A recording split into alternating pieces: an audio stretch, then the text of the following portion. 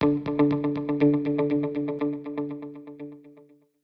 there, I'm Ari from the Tech Buyers Guru, and I've got another product review for you here on the channel today. This time around, I'm checking out the new Glacier 1 240 T30, say that 5 times fast, from Phanteks. It's a brand new cooler, just hit the market hot on the heels of the release of the T30 fan that I reviewed back in August 2021 and named the best radiator fan ever. Now, it's not much of a surprise that Phanteks is trying to leverage the power of that fan with an all-in-one cooler, but I thought they had a 360 millimeter model, and I actually requested that for review, and they said very kindly, we've got a 240 and we'll send it to you.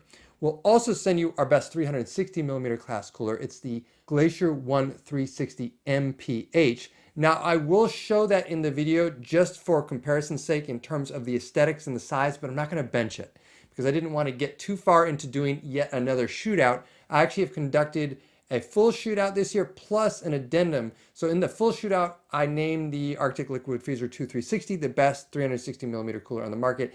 And then I tested the Thermaltake Tough Liquid 360 not long ago because I thought it had a potential to dethrone the Arctic, but it didn't quite make it. So I've tested a lot of 360s. I haven't tested any 240s this year. And in fact, I haven't tested any 240s on my new test rig. So right off the bat, you may say, this is going to be unfair. You're going to be pitting this against a bunch of 360s. Obviously, it's not going to do as well. Why are you even doing this review? Well, I wasn't going to round up a whole bunch of 240 millimeter class coolers just to test this. Plus, there are three other factors to consider. Number one, the price. Okay, this comes in at $170, which is more than most 360 millimeter class coolers. Number two, this has a thicker radiator. So this is actually 38 millimeters thick. The standard is 27 millimeters. So I figured, well, that kind of puts it in a slightly different class than most 240 millimeter radiators, and that gives it a leg up. Maybe it equals out, maybe makes up that difference versus the 360s. And then there is the third thing, which is it has these excellent fans. And Phanteks makes pretty bold claims, and I made bold claims about these fans. I said, these are really in a class by themselves. So I was curious, could you make a 240 millimeter class cooler perform like a 360 just by equipping it with these really good fans and then thickening the radiator? Well, we're going to see in the benchmarks, but before we get into that, I'm going to give you a closer look at this cooler, plus I'll give you some setup tips, some of them straight from Phanteks. You'll want to listen in on this because there's a specific way you're going to want to run the pump on this cooler to get the most advantage of it and limit the noise. So without further ado, let's jump into it. So here's what you get right out of the box. You have the all-in-one pump and radiator unit. You have those dual T30 fans, and then you have mounting kits for various sockets. Note that Intel 1700 wasn't included in my unit. Take note that the fans have 3 speed settings, 3000, 2000, and 1200 RPM max. You'll want to set that before you mount it on the radiator. Now this is, of course, the radiator at 38 millimeters thick, but just 240 millimeters long. I had actually asked for a 360 millimeter version, and they don't have one. So instead, Phanteks sent me their best 360, which is the Glacier 1 360 MPH. I'm not including it in the benchmarks, but I am going to use it here to show you the difference in the radiator size. Note how much thicker the T30's radiator is, but also how much shorter it is. So the big question is, does the thicker radiator make up for the fact that it's so much shorter than a 360? Overall, it does not, and that's partly because it's still just using 2 fans instead of 3. Now, one cool feature about this model is that it uses a modular RGB head unit here. You just snap it right on. So if you don't care about RGB, you can leave it off, but it actually does look really, really good while still being very low profile. The cooler comes with pre-applied thermal paste plus an extra tube of paste, but I use Noctua NTH2 throughout my tests. Now, another thing that Phanteks sent along were their Halos digital ARGB fan frames, and these look fantastic. I decided to throw them on just because they do add a lot to the aesthetics. These are really easy to use, and they're actually compatible with any fan. So take note, if you have other brands of fans, you can use these if you do want to spice up the look of your system. They sit right on top of the fan, and they do include longer screws. These are 3 millimeters longer, so they still reach the radiator, while the frames themselves add about 6 millimeters. So that does make this a pretty chunky overall installation. They have their proprietary Phanteks connector, but they include an adapter. So once you daisy chain these together, you can actually go ahead and use that standard 3-pin ARGB connector that you would use with any standard motherboard. It even includes an extension so you can add other brands of compatible ARGB devices. Here is the cooler fully assembled with those Halos fan frames. It is a pretty big overall setup. So this is 74 millimeters thick. Take note if you have small cases. Now, another really nice touch is that Phanteks includes these clips. Kind of similar to the combs you get with braided cables, this really adds a custom look to the setup, and I appreciate Phanteks thinking out of the box and adding this extra aesthetic feature. Now overall, with those clips and of course with the Halos fan frames, it looks super classy, as I would expect from Phanteks, but is beauty only skin deep? Take a listen. That's the pump noise. I noticed that right out of the gate as soon as I booted it up, and I wondered what is going on. This is not the fans. I actually have the fans at minimum RPM here. So you can hear it. It's not fan noise. This is the pump at 100% and it is extraordinarily loud. So I talked to Phanteks about this and they gave me some recommendations. You can run it at 40% for silent operation, 55% for a good balance, or 70% for very little impact on performance, but don't drop it below 40%. That may actually prevent proper water flow. The one issue with this advice is that to gain control of that PWM pump, you can't use the all-in-one pump header or the CPU opt header. You're going to have to use a chassis fan header, and that's what I did for my installation. All right, time to jump into the benchmarks. I'm going to start with idle. So this is minimum RPM on the fan, and with the Phanteks Glacier 1, I set it at 40% pump, which is that minimum that Phanteks recommends. And you can see it's right in line with the other coolers in this roundup. So 47 degrees. I don't really care about temperatures at idle as long as it's within reason, and here it totally is. But keep in mind that you cannot allow that pump to constantly fluctuate. So again, I'm using a chassis fan header to dial in 40%, and then I'm going to use a stair-step curve to bump it up to above 70% for the next benchmark. So again, don't let that pump constantly change speed. Let's go to those load benchmarks now. So I'll start with CPU-Z, which is a moderate load. It's 120 watts on my Ryzen 9 3900X at 4.2 gigahertz. And it's very similar to most gaming engines, which is why I include it. Here the Phanteks Glacier 1 240 does fairly well, 64 degrees and a very low 41 degrees on the VRMs. But that mostly comes down to the speed of those T30 fans, almost 3,000 RPM, which makes this a very loud cooler indeed at 54 decibels. That's 1 decibel higher than the Corsair H150 with its triple ML120 fans.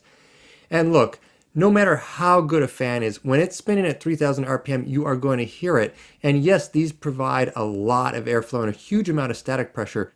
But this was one of the first tests I did, and I thought, you know what, this is not as good as it should be at this high level of noise. So let's move on to the decibel normalized tests.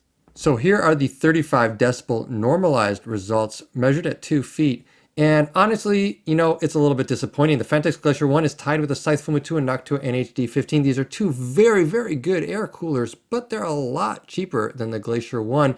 And the Glacier 1 is behind all 4 of the 360 millimeter class coolers here. So overall, not quite as impressive as I thought it would be, given how good those T30 fans are. Here's another set of benchmarks at 40 decibels or thereabouts. That's because I don't typically test at 40 decibels noise normalized, but I happen to have the Thermaltake Tough Liquid 360, which maxes out at 40.5, and I threw in a couple other coolers that are close to 40 at maximum RPM. But honestly, here again, you can see that the Phanteks Glacier 1 240 is more or less the worst among these 4, and it's also among the loudest. So the Noctua NHD15 is also 66 degrees. It's cooler on the VRMs, and it's only 38 decibels at its maximum RPM. Similar, the Arctic Liquid Freezer 2 360 maxes out at 37 decibels and is actually cooler here, both on the CPU and VRM. And the Thermaltake Tough Liquid 360, which is not really the best of breed, but very good, is 64 degrees at 40.5 decibels. So that also beats the Glacier 1. Now I'm going to move on to my Cinebench R20 benchmarks. This is a heavier load, 145 watts, being pulled by the 3900X. And I've added a couple extra benchmarks here. Now I said at the beginning that I haven't tested any 240 millimeter class coolers, and that is true in the sense that I haven't reviewed any this year, but I did use the Corsair H100i Pro XT as the test rig for my fan shootout. So I have some comparable benchmarks. I did not record VRM temps in that fan test, and I have to admit that the ambient temp was 23 degrees Celsius. So I've simply subtracted 2 degrees. I don't like making that type of adjustment in my data, but I did it here to give you something comparable. So the Corsair H100i Pro XT in its stock configuration is actually just as good as the Glacier 1. And then the H100i Pro XT with the T30s is way better than the Glacier 1. So this tells me a couple of things. Of course, the T30s improve the performance of the Corsair, but second of all, something is holding them back on that Phanteks cooler. I don't think it's the radiator, because that radiator, of course, is extra thick at 38 millimeters.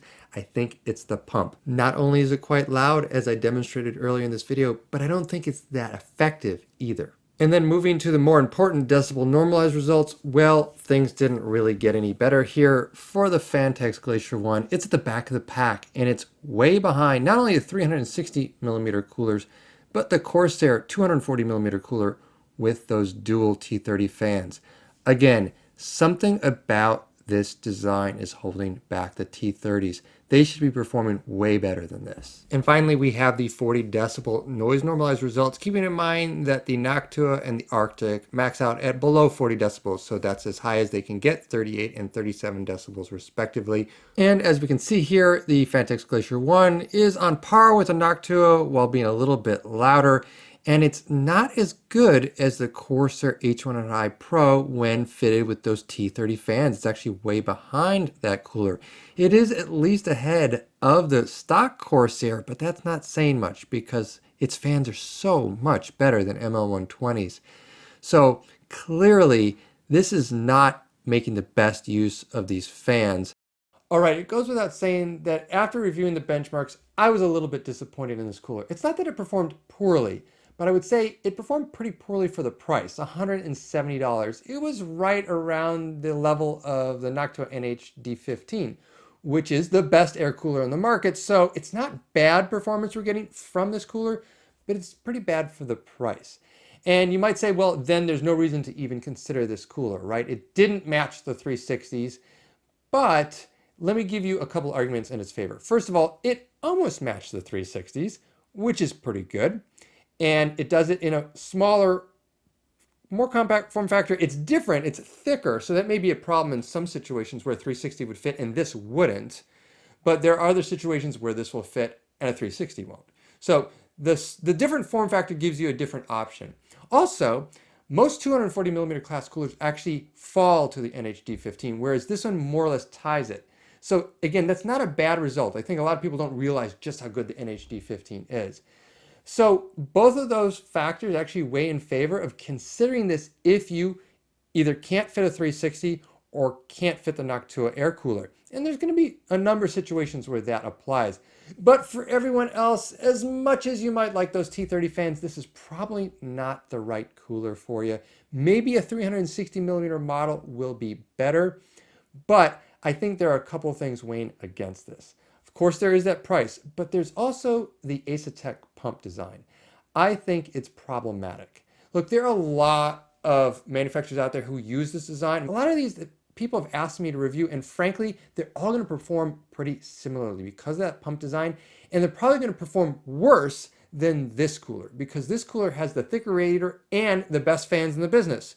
So anyone else using this pump design is going to be worse than this cooler. So I'm not going to go ahead and review every Asetek based cooler out there. This is more or less the best 240 millimeter class cooler you'll find with an Asetek pump, but I think that pump is pretty weak compared to everything else we've had out there recently on the market. It was once true that Asetek dominated. They do have a patent for a specific type of design, but anyone who's broken away from Asetek and designed their own, sourced their own, is probably doing something right because Asetek has fallen behind. So that weighs against this. And there's also the thickness factor, and that's always an issue. I mentioned that with Arctic coolers as well. I still have people come to me on my Arctic videos and say, I hate this cooler, I can't install it. And I say, well, yeah, that's what my video said. You better watch out. Well, it's doubly true of this, particularly because a lot of people who have cases that can only fit 240 millimeter coolers might not even consider the issue of compatibility. And yet this is going to be a big issue when it comes to motherboard and RAM clearance. I think a lot of cases are going to have problems with it. So as much as it's interesting to be a different size, a different kind of design than your typical 240 or 360, it's going to be something unexpected to a lot of users, and it may cause some big surprises in a bad way. So overall, I'm not going to give this product a recommendation. I still love the T30 fans. They are fantastic. Maybe in the future, I'll do some more radiator testing, strapping them onto some other more competitive radiator and pump designs. But my next step for the T30 fans is probably going to be to test them as case fans. So stay tuned for that. There will be more news about that coming on the channel. And until then, I'm Ari from the Tech Buyers Guru.